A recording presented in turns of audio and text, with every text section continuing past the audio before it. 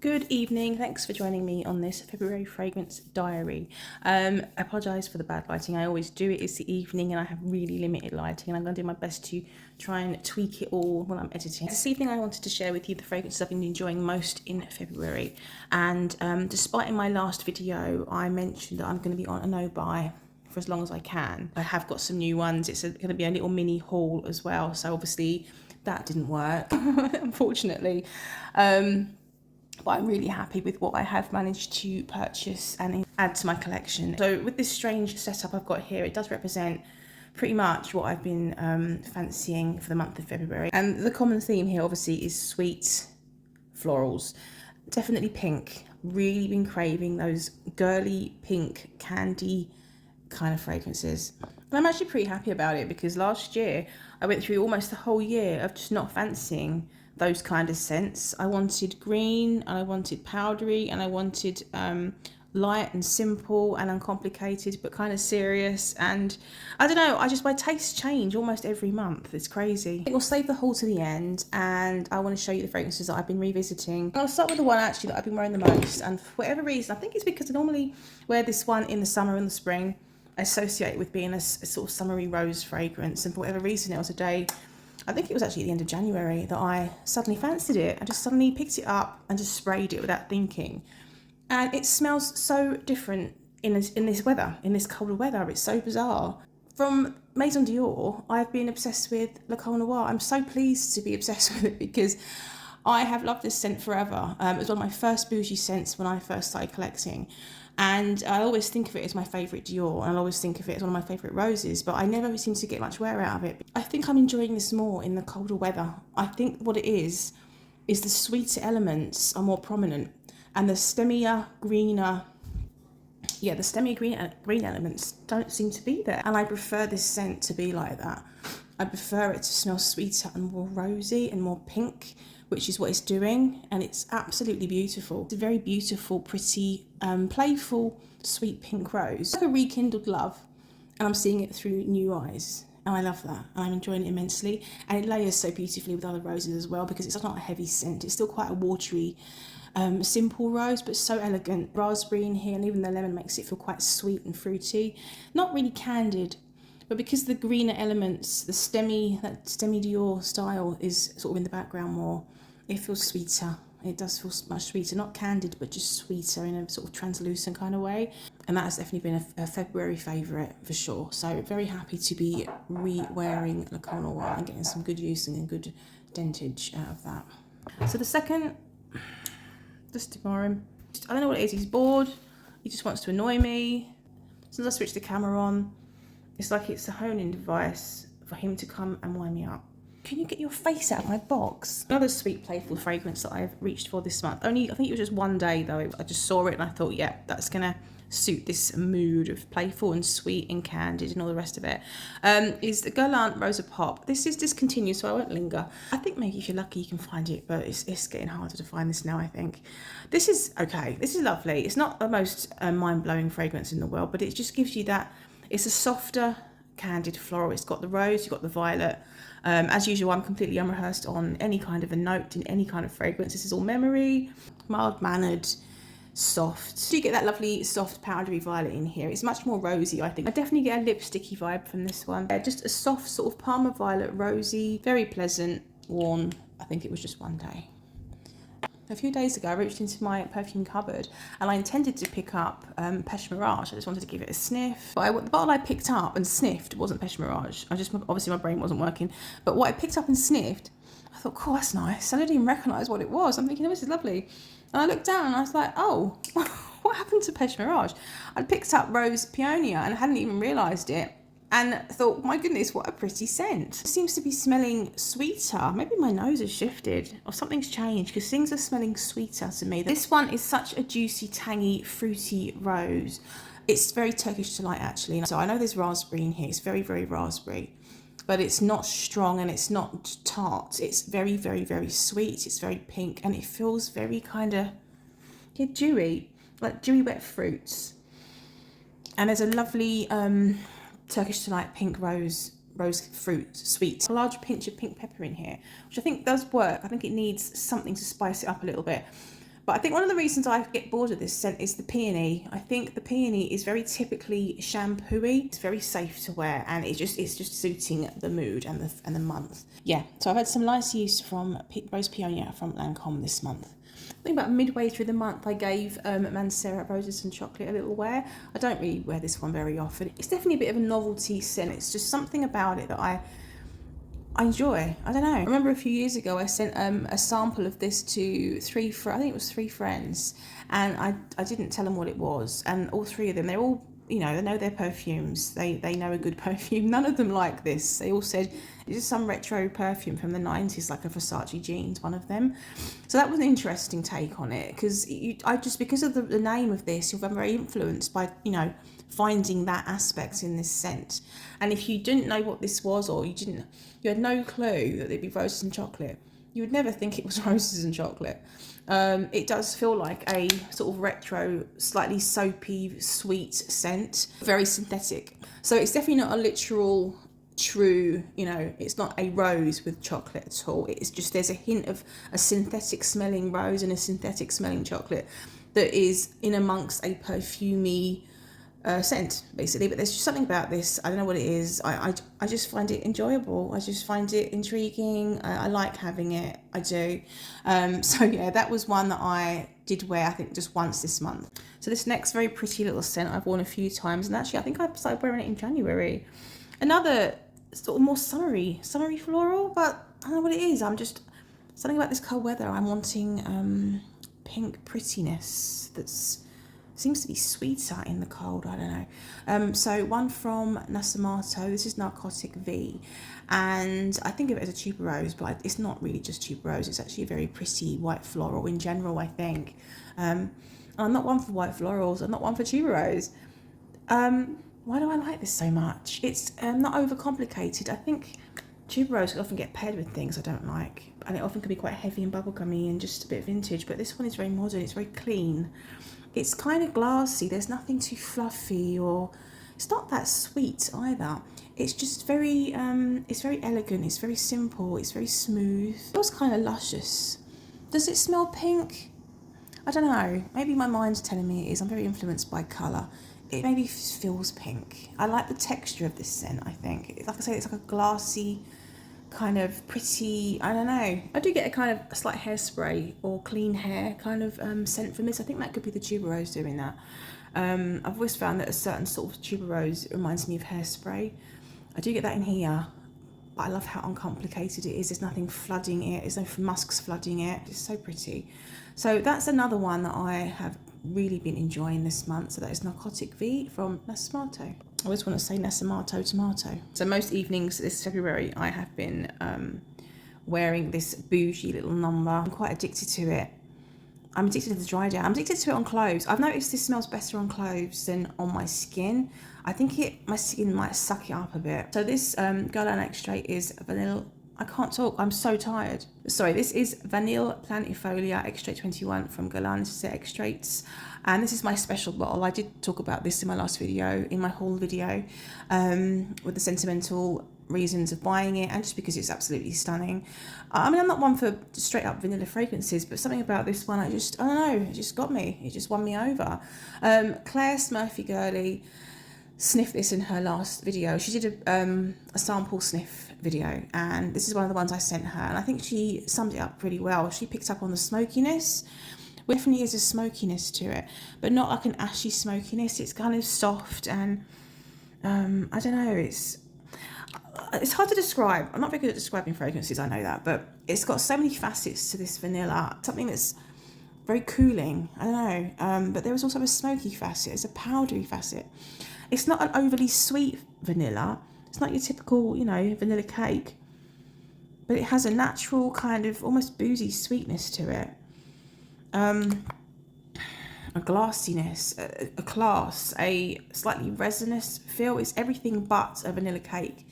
That's just more like vanilla extract though, because that is quite sweet, and then it's richer and deeper and darker. So that's not like this. This is more, I don't know, woody and resinous. I don't know. Not very helpful, but it dries down more powdery, but it's warmer and it gets, I don't know, just so addictive, so addictive. So I just have found the comfort for this is most evenings are just giving it a good spray. And yeah, I need to go easy now, but it's just absolutely stunning. So that has been my very much a go-to for February. Another more recently purchased fragrance that was in my last video, but it's another rose. It's another rose. I've got so many new roses. I need to do a rose video, I think, and maybe rank them all as well. That could be quite difficult. But this is one I did try many years ago, and I wasn't a fan of it because I found the tobacco came off too musty and too dry, and that was all I could pick up on. But like I say, I'm smelling sweetness in things that I hadn't sniffed before, like I hadn't found before in the perfume. And this is one that I'm finding really sweet. So this is Tobacco Rose from BDK. I find myself picking up on a much sweeter side to this than I remember. The rose in here is really sweet. It's very, very beautifully sweet. It smells dark and sweet. I mean like real sugary sweet. And it's very, very balanced with a tobacco that is actually quite tangy, but also musty and dry. It's a real balance. I think depending on which way the scales tip will determine whether you like this scent or not, and also when you wear it, because like I say, years ago I picked up more on the tobacco, and I probably would have smelt this in the summer. I'm not sure if there's any oud in here, but I feel like there could be something very slightly on the cusp of being a tangy, woody, slightly dirty oud. I don't know, there's something in between it all in that tobacco. There's a slightly dirty tang, and I don't mind it. I actually quite like it. I like a rose fragrance that's really balanced by something rustic and dark and woody. It doesn't smell pink. It doesn't fit into this pink category, but it is a sweet rose, and that's the part that I get addicted to. And I like that you've got to sort of search for it amongst this sort of musty tobacco. I like that mystery or that bit of interest, and it dries down quite tangy and addictive. So that is another one that I have been really enjoying. I've worn that on a few occasions, but I will probably stop wearing it when it starts to get warmer. It's going to be a cold weather scent. So that's Tobacco Rose from BDK. Last fragrance I'm going to mention here before we get to the little haul is the one that has surprised me the most, and it's the one that I have worn the most. This has become my signature February scent. I think it might be a signature, well, a signature scent. What am I saying? I've got so many perfumes, it's not going to happen. If it was cheaper, I would probably get a few backups of this. I just can't stop wearing it. I find it so easy. This is my go-to. This has become my, just grab it, put it on. You know you're going to love it. It's going to be a good day. You're going to smell all that sweet rose. That's what it is. This is Via Cavour from Xerjoff, Via Cavour 1. And this is another one that I didn't even think I liked when I first smelt it because of the patchouli. There's a dry, prominent patchouli that I find could give me a headache. It reminds me of the kind of dry, heady patchouli you find in sort of department store perfumes, ones that they spray around the place, and you know, it's quite strong. But I love how this dries down and reveals such a lovely sweetness. There's chocolate in here. You've got roses. You've got fruity notes. I can't remember what they are. But I love the balance of all of those elements. To me, this is the perfect rosy frituli. The perfect one. I love how this sits on me. I love how the patchouli side of things kind of backs off a bit, and I get this lovely candid chocolatey fruity rose. Basically that's what it is. It's like all my sort of favorite elements have come together and just come together in this perfume that suits me down to the ground. It gets softer, it melds together, becomes a really lovely perfume. It's not too strong on me. It sits quite close to the skin. So that isn't a great payoff for a high price, really, but luckily it's what I want out of a perfume. So I'm very happy with the performance. I'm very happy with the scent. So Via Cavour #1 has become a staple, and I think if I was to do a top 10, this would have to be in it. It's a good all-rounder. It's got everything in it that I enjoy. So that is that one. Let's move on to this haul. So I've got 3 fragrances here that I have included this month. So this first one that completely destroyed my idea of having a no-buy, just blew it out of the water completely. It's one that sells out pretty regularly, so when I saw it in stock, I kind of just got that FOMO, and I've got no willpower whatsoever. So I bought Sirens and Sailors from Jusbox. And again, it's another one that I've tried years ago. I got a sample from Jon Snow, and he loves this scent. Again, another rose fragrance. I'm not familiar with Jusbox. Obviously, they make fragrances inspired by either musicians or music, obviously. That is the theme of the brand. This particular perfume's best concept is Amy Winehouse. So that is that. And that's the perfume, that's the bottle. So you can see this. I'm not a big fan of the lid. I think it's a bit gimmicky, but you know, whatever. The bottle is very heavy. It's incredibly heavy. It's mostly glass, which is kind of frustrating because you're paying a lot of money for just a huge big block of glass, and the perfume is just that smaller cavity there. And the lid is like a cheap plastic looking record LP. You know, whatever. That's what they're doing. I mean, it's novelty. It's different, isn't it? Anyway, so this Sirens and Sailors, this is a boozy rose. I haven't got any notes to hand, I'm really sorry, unless they're in the box. Let's have a look, see if they've got the listed in. So the card that comes with it, I was hoping there might be some notes, but it's more about Amy Winehouse than the actual perfume. So no notes to hand, but is it vodka? Is it vodka? That's the alcohol in here? I don't know. I get quite a strong vodka. I get a real, it's a clear, whatever the alcohol is, it's clear. It's got that smell, that edge, you know. It's not a warm smell. It's a cold, clear kind of alcohol. And I get a really candied, like hard candied, rosy fruit sweet that's been dropped in vodka. At first spray, I just get the alcohol you're not supposed to smell. There's a scent that you just can't get hold of anymore, and it's Kilian's Princess Rose de May. So it's the Princess Flanker called Rose de May, and I loved that. It was a very, very bright pink candied rose. Like, I might say glassy. I always think of a lollipop, that kind of shiny, hard candy lollipop smell. That was rose flavoured, and it was bright, like luminous. That's the scent of Rose de May Princess. This reminds me of that a lot. So I got the association of that scent in here. So I get a very candid, bright pink, like almost the pink of this bottle. Bright pink rose that's candid, but with a really strong vodka, like a really strong vodka.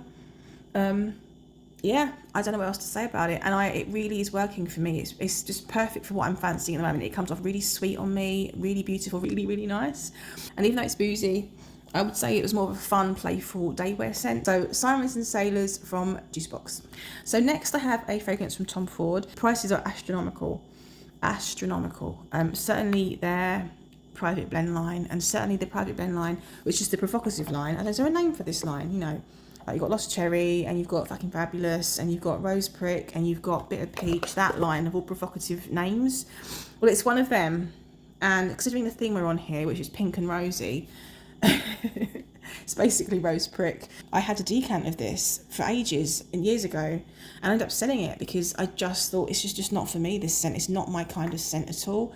There's no cereals in here that I don't normally enjoy. I find them too challenging. And I think the thing in here that I find very challenging is the saffron, woody scent that is quite pungent and quite challenging under my nose. It almost goes slightly green and tangy. It's so strong. But I don't know why I'm finding this so addictive. I mean, to the point where I cannot stop wearing this. I cannot stop wearing it. I've only had this, I think it's 2 weeks now. And it's the 30ml because honestly, the price of these things, I just couldn't get a bigger bottle at this point in time. It's the most adorable little bottle. This is definitely the rose with the thorns. And it's not a sweet rose. This one actually falls out of the category of candied rose. It's not got, I don't think there's any sweetness in here whatsoever. I think I'm addicted to the powderiness of this rose. There's something almost like talcum powder, but it's not light and fluffy. It's dense and compact from rose, made from rose. And I'm getting so much satisfaction out of it because it's it's not a linear scent. I'm getting a lot of facets. I find it interesting. I'm finding it edgy. Just working, it's ticking the box for how I'm feeling at the moment. I think it's just a beautiful rose fragrance.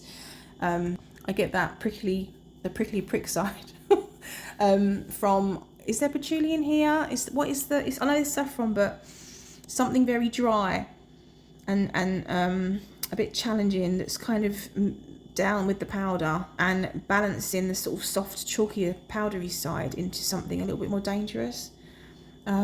It's definitely edgy. It's definitely got that prickly prick. So this is my Rose with the Thorns. I'm just really loving it. Absolutely adore this scent right now. So that is Rose Prick from Tom Ford. So my last fragrance to wrap this video up is one that actually arrived today. So it's brand new. This is a bit of a guilty pleasure. I'm so excited about this one. It's my first fragrance from the House of Oud. So the House of Oud have very novelty bottle designs. What I've tried of the brand so far, I haven't been that impressed with the scents. They're not really been worth all the money that you pay, which you're really paying for the bottle, let's be honest. But this one is just hitting the spot. This is Guilty Crush. So my guilty pleasure is Guilty Crush. And this is the one that I got. So it's these domed kind of pebbles. So they're 75 mils. So just to give you an idea of the shape. I mean, they are so fun. They're so fun. This is like a hot air balloon, or it reminds me of the circus, actually. And I feel like that's the vibe I get when I sniff it. Very, like a fun fair. And the scent, again, no notes to hand. We'll list them. This, to me, I'm so addicted to this scent. I think of innocent lipsticks, like a child's lipstick, and some sort of jelly sweet, and a glass of milk that you've got, I don't know, Ribena poured into. So you've got like this blackcurrant milk. It's got all those elements pulled together. I know there is a lipstick accord in here. It has a lot of fun elements. But I'm glad it doesn't have a candy floss element, because there's too much of this candy floss and marshmallow being done to death, and I'm tired. I'm over that. This one has a sort of, this goes in a slightly different direction. It's got quite a condensed sweetness, but it's like a chalky, milky sweetness. There's a sort of a tart, purpley smell. It's sweet and tart, but in a much softer, like I say, chalky. I do get a soft lipstick, but not like a vintage mature lipstick. It's a soft pale pink kind of a kid's lipstick. There are flowers obviously designed on this bottle. There must be florals in here. I do get a petally smell, a soft purpley petal smell. It's just all mixed up into this fun scent. I love it. That's my most recent fancy for February, and I really am over the moon with it. So yeah, it's been quite the pink candid, floral, rosy, candy, sweetie theme this month. Hopefully I'll have time to do a March fragrance diary as well. So fingers crossed, see you then, over and out.